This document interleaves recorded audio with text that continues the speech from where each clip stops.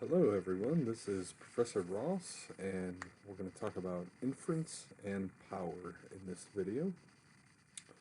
And of course we've been talking about inference quite a bit lately, and especially ANOVA. So we're going to be thinking about power and how that connects to ANOVA. We did touch on the idea of power earlier in the semester when we talked about regression. So we'll focus a little bit more on how we consider it in ANOVA. And it's often something that's not considered as thoroughly as maybe it should be when designing this study. So we're going to talk about how it can help us as we design a study. We'll apply that to what you're thinking about for your projects.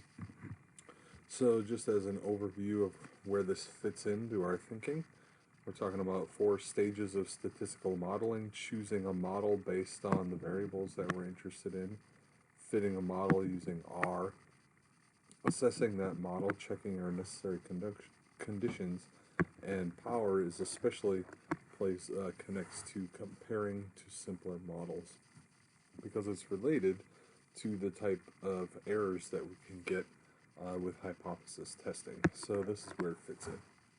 And then of course we want to be able to use our models in the end. What is power? Power is a test's ability to reject the null hypothesis when it's false. So you can see this is about hypothesis testing. It's about comparing to simpler models. And it's a good thing to have high power. We want our test to be able to reject a null hypothesis when it's false. So we have high power. That's a sign of a good test. Recall what type 1 and type 2 errors are. Type 1 is sometimes called the false alarm, when we reject a null hypothesis when we shouldn't have, when the null hypothesis was actually true. That's a type 1 error. A type 2 error is sometimes called a missed opportunity. That's when we should have rejected the false null hypothesis, but our test said no, retain the null hypothesis. So power is connected to a type 2 error in that they're complementary. If your test does the wrong thing, you get a type 2 error. If it fails to reject a false null hypothesis, you get a type 2 error. But if it does the right thing, we describe that as the power of the test when it does the right thing. So they're connected by 100%. The power is 100% minus the probability of a type 2 error. Those two things add up to 100% of the outcomes that are possible when we have a false null hypothesis. So that's what power is: probability that a test rejects a false null hypothesis. If a test has good power, then if the population means of groups are actually different, then the test has a good chance to show this, to show that they have different means. Recall with regression we said that was when we had a good chance of finding a trend that actually exists in the population, a slope different than 0. With ANOVA, it's a good chance to show that the means of groups are actually different when they are really different in the population. If the test has poor power, then our test will fail to show a significant difference, even if it really does. There really is a significant difference in the population. So we want our test to have good power and do what we want. How does power fit in an analysis? An analysis of the potential power test is conducted prior to gathering the data, ideally. So usually what you want to do is use a power analysis to help you make some decisions about how you're designing your study so that your test in the end will have a high power. The power analysis helps us understand how many individuals to include in the study, so what our sample size should be. What size of difference in means is meaningful to us compared to what we can reasonably detect. So we're looking at difference in the means in our response variable with our groups. And what is meaningful to us there? How big a difference or how small a difference can we actually detect with this test? It'll help us understand that. And it'll help us understand how much risk of a type 2 error, what kind of missed opportunity risk we will face. How does it go? Well, we need to think about what influences power. Power is affected by, probably the number one thing to think about is sample size. To increase the power of a test, we should increase the sample size. So the bigger your samples, the more powerful. Ideally, you would say, okay, how big should my sample be? Well, I'm going to collect the largest appropriate sample that your resources allow. Whatever I can afford to put my time and resources toward to get a quality sample, I should try to do that to get the biggest sample possible. However, this is often a major shortfall of much research, which then leads to more type 2 errors. So a lot of times researchers have great ideas. They would ideally be able to go out and get a wonderful random sample of hundreds of individuals, and they just don't have the resources to do that. So they end up using, say, their stats class as their subjects instead of a good big random sample. That kind of thing happens. And unfortunately, it happens too often where the researchers don't really have the appropriate resources to really do a great job to have a good big sample to avoid type 2 error. But that's ideally what you want to do. We're going to find out we can get a sense of how big a sample size should be to get a certain desired level of power, and we'll check that out in a little bit. What else is power influenced by? It's affected by the standard deviation of the response variable in the population. We symbolize that with this Greek letter S, sigma. So the standard deviation, how spread out the responses tend to be. For increased power, we want a lower standard deviation. The less that our responses are spread out, the more powerful our test is going to be. And you can kind of understand why that's true. If we've got everybody out there in the population tends to be very similar, any differences in the means are going to stand out. They're going to jump out at us because everything else is so similar looking. So the lower the standard deviation, the more power for our test. However, we have an issue. We want to calculate power prior to our analysis. How do we know what the standard deviation in the response variable is? This is where, in a power analysis, we work on using some assumptions and some estimates of what seems to be the case from prior research or our just kind of general understanding of the scenario about what's reasonable. So you might look in other research and find some kind of estimate for the spread of the variable that you're looking for. And that's really great. If you can't find it in prior research, you can estimate it for an approximately normal distribution. So if you want to assume, okay, my response variable, let's just assume that the responses would turn out to be normally distributed. We have what's called the 68, 95, 99 rule, and the rule here tells us in a normal distribution how much of the distribution we get if we go a single standard deviation of sigma. So if I go up sigma and down sigma, I am going to get 68% of my distribution within that. If I go another sigma up and down, I'm going to get 95% in here. And I have to go a whole another sigma out to get 99.7%. So hopefully you've heard of this rule before. And here's the key for us. If we're doing a random sample, it's pretty reasonable to expect that the range of values in our results would tend to turn out somewhere around this 95% span. And so we would end up with a span of about 4 sigmas. And so we could take that low and that high and find the difference between them and then just divide it by 4, and that'll give us a decent estimate for sigma. So if you don't have any data in hand, which may be the case if you're doing this prior to data collection, then you might just say, well, what seems like, a high and a low value we might see out there in the population, or some prior research might give you some suggestions of what's high or low, or just kind of everyday experience or common sense. But in the end, we're trying to approximate sigma. We won't know what it is exactly, but if we can get some sense of what to expect there, that can give us something to use in our power analysis. All right, so our sample size is going to affect power. So is the spread of the results the standard deviation of the response variable. Another thing that will affect the power is the size of the true difference between the means. What are we talking about? Well, in an ANOVA, we've got several groups and we're comparing their means. How big the difference in those means are in the groups affects the power. For increased power, the difference must be large.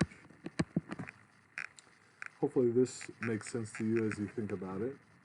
If you've got two groups, let's just focus on, let's say we have 4 groups, and we got 2 groups that are really vastly different. And then the other 2 groups are just kind of in the middle here somewhere. Hopefully, your test will be able to say, whoa, look at these 2, they're pretty different from each other. Whereas, if they were only slightly different from each other, like this one was just a little bit lower, and this one was just a little bit higher, our test would have a lot harder time deciding that, hey, these are different from each other. So the larger those differences, the more power our test has to detect that difference. Going into analysis, once again, we don't know what those differences are going to be, so it's all about what we think would be meaningful to find. Do you need enough power to detect a difference so tiny it is meaningless? What are we asking here?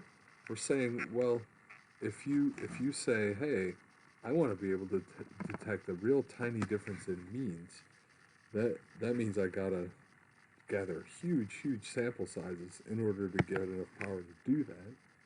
But then in the end you say, well, that tiny difference, that really wouldn't have much impact on the real life situation here. Then there wasn't any point in doing that.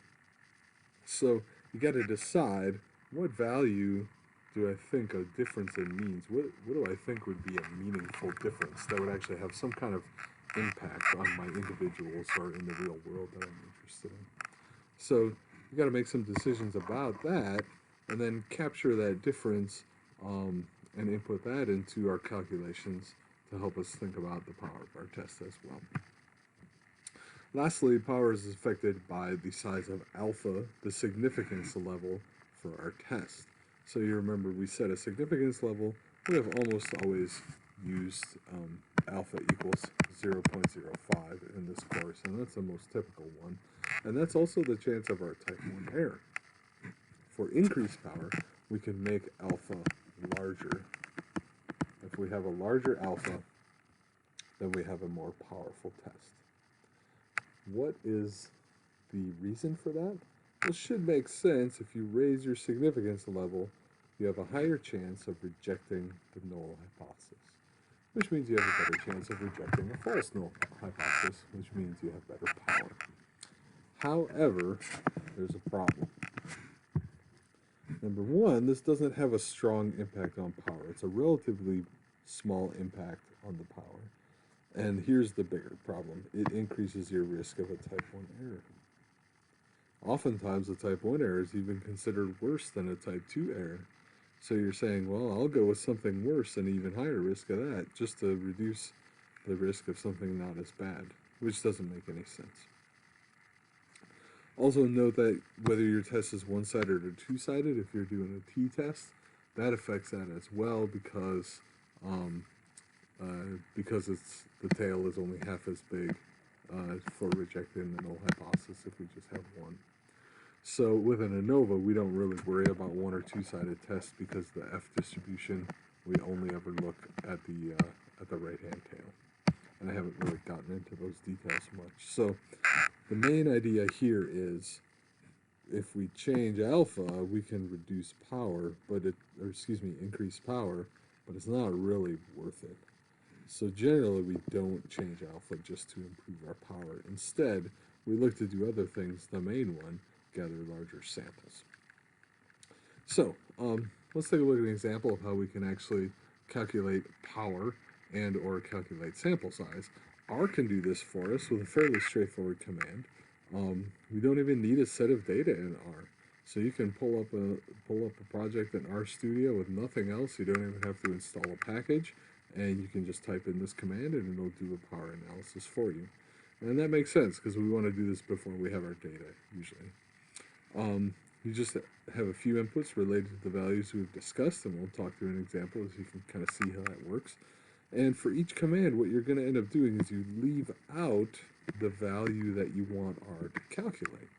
So for example, you might say, I want R to calculate the power for me given I have this certain number of subjects. And then you can put all your information in there, and that's actually what I have in the second ones here, where I say, okay, I'm telling it that I have N. This is my number of individuals in each of my groups, and I tell it all the other stuff, but I leave out the command for power, and what it'll do then is it'll spit out power as the result. Along with it'll record all the other stuff as well. Let's say I had a certain power that I wanted. I want to shoot for 80% power. Then I put that in there. If I leave sample size out, no N here in these, then what it'll do is it'll spit out everything and give me that N, the sample size, for each group. What are these other things? A couple things just to note. There's two different commands. One when you only have two groups, a t-test, when you have multiple groups for an ANOVA. But they're very similar in a lot of ways. When you're working with the t-test, you can tell that delta, that's the difference in the means between the two groups that you think is the least meaningful difference. SD, that's sigma, the standard deviation of your responses. Significance level, that's alpha. And then here I've got power in this one, and I said, I want to shoot for 80% power, and it'll tell me what sample size I need. And then lastly, the type, and for the most part, we've been talking about two sample types here, but you could also talk about paired t-tests and things like that. We won't get into those details. We'll just deal with two sample in this course. So those are the kinds of commands there. For the ANOVA one, you can see we've got a couple slightly different things. We've got the number of groups, so it's not just two like a t-test. It could be 3 or 4 or even more. We can either tell it the sample size we want, or we could tell it the level of power we want. And then instead of a SD, a standard deviation for sigma, we get two things here, the between variance and the within variance, and you can see that in both of these commands. We'll dig into these a little bit more, but the within variance is related to sigma. It's actually sigma squared.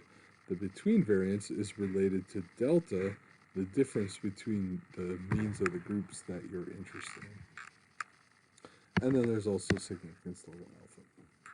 Let's do an example with this ANOVA. So let's say, suppose you're interested in comparing the mean amount of sleep that Maryville College students get split by grade level. So you want to look at the means of first years, sophomores, juniors, seniors. So let's say we got our 4 groups, our 4 grade levels, so that means we're going to use the ANOVA command. We got to give it all this information, and the first one, groups, is pretty easy. If you got 4 groups, set groups equal to 4. That's pretty straightforward. Let's talk a little bit about the between variance and what that's all about.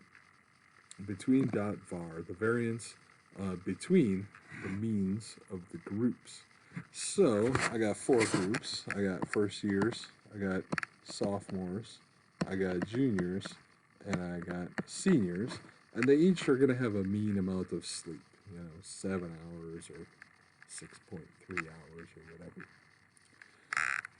We're going to look at the variance between those means. And that's a specific calculation. The standard deviation between the means tells us what the typical deviation is. When we square that, that's called the variance.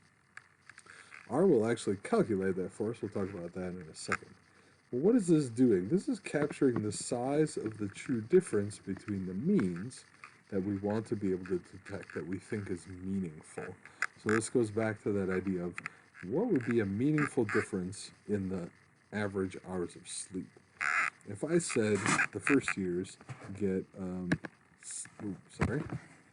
6.9 hours of sleep, and the seniors get 7.1 hours of sleep, you might not even really notice that much difference, right? That's just a few minutes difference.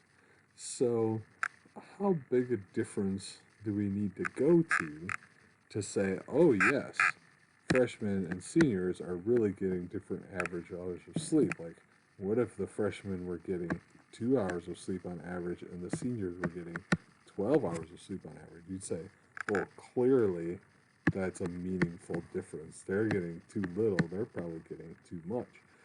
So, somewhere in between there is a number that you feel like, hey, that'd be a really meaningful difference.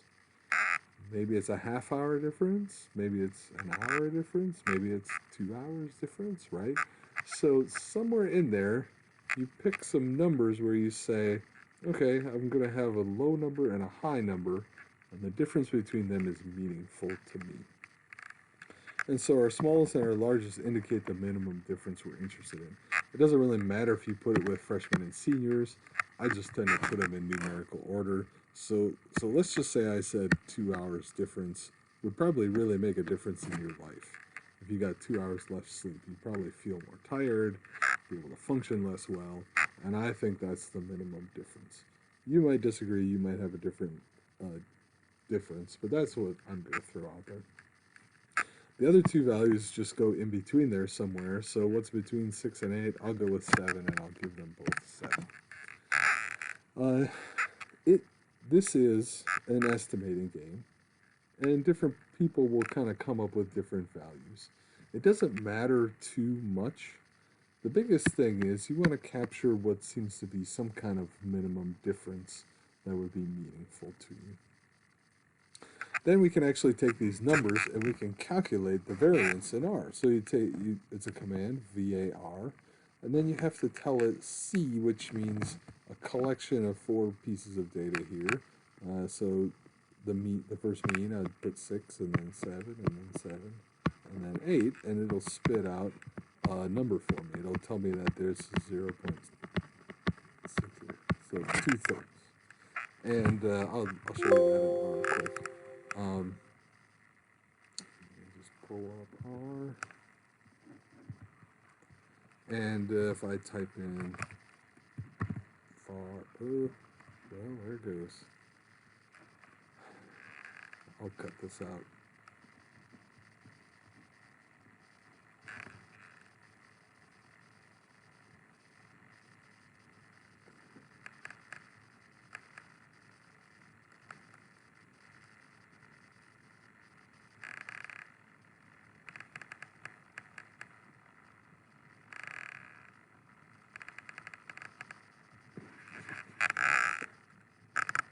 Okay, so if we just type in VAR, C, and then 6, 7, 7, 8, and then I hit enter, and it tells me the variance between my groups. So that's how we can use R once we've made up a few numbers that seem like reasonable means to find this value for between .var. Alright, how about the next one, within .var? This is the variance within all the individuals in the study, so this is connected to that idea of the standard deviation of the responses. So that standard deviation would be sigma, and the variance is simply sigma squared. So let's think about this hours of sleep. How can I estimate sigma?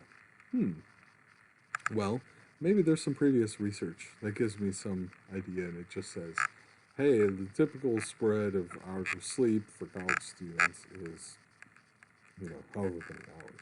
And then we just square it to get the variance. But we can also approximate it if we don't have that previous research. We might say, what's the largest reasonable amount of sleep? And we might say something like, I don't know, like 12 hours for somebody. Well, let's not go that high. Let's say 10 hours. What's the smallest reasonable amount of sleep? Well, maybe like 4 hours. If you're getting less than 4, man, I feel bad for you. So those seem like, some reasonable upper and lower bounds that we might see in a survey of college students.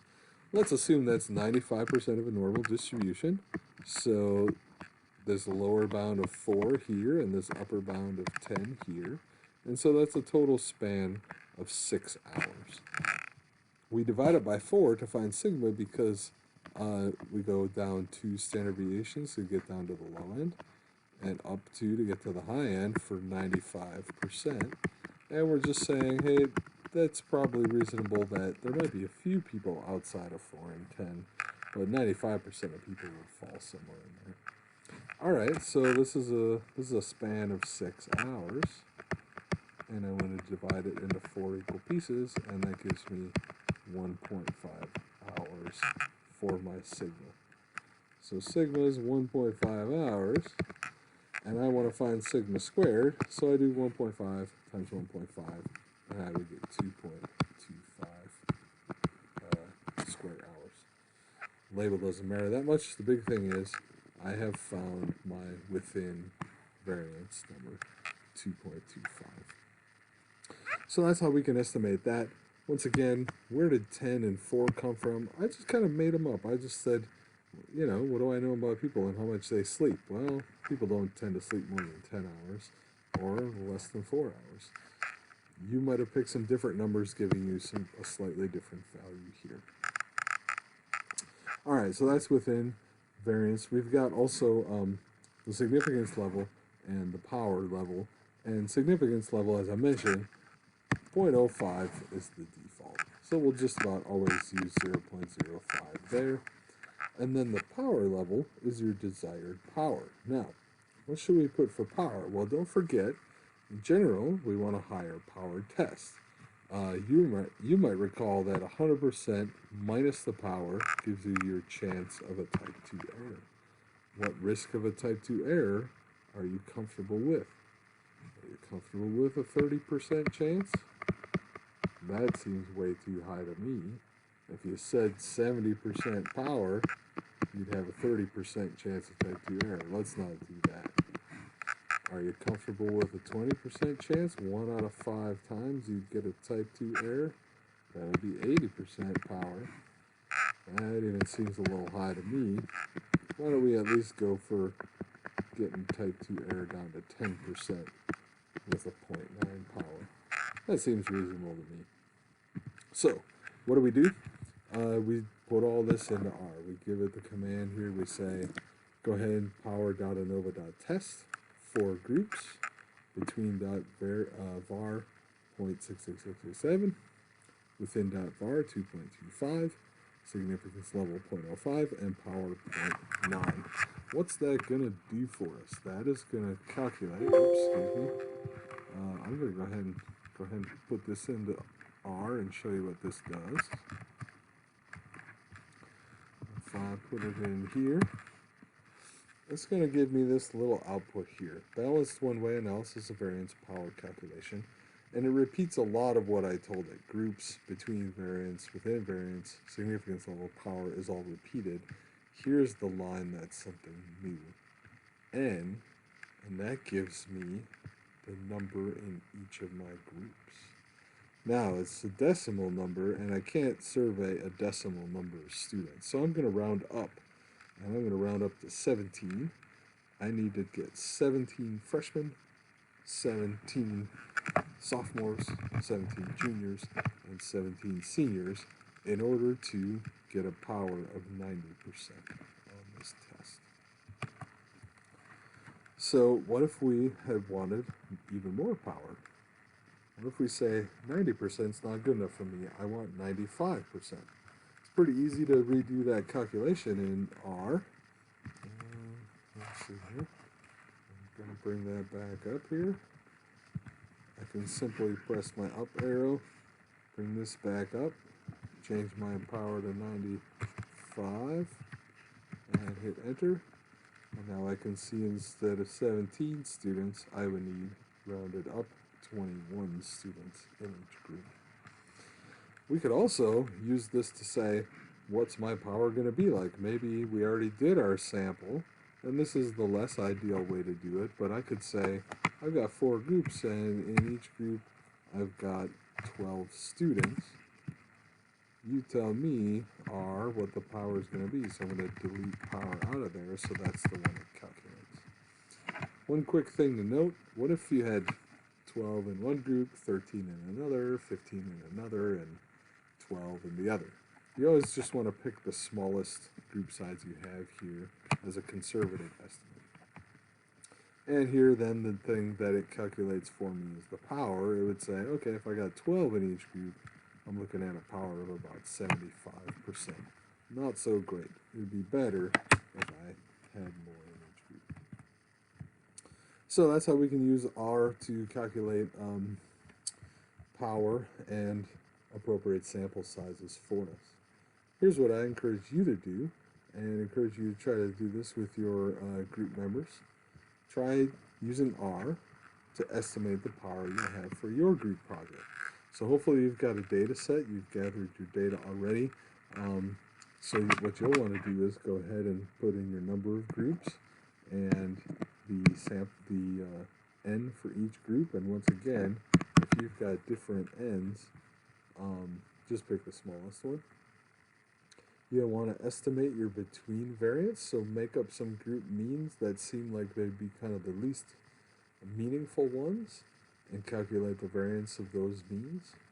Within variance, once again, you can estimate sigma if you pick an upper lower bound and use your 95% rule to find sigma and then square it for the within variance. And lastly, your significance level 0.05. Put those things in and it should give you the resulting power for your group project.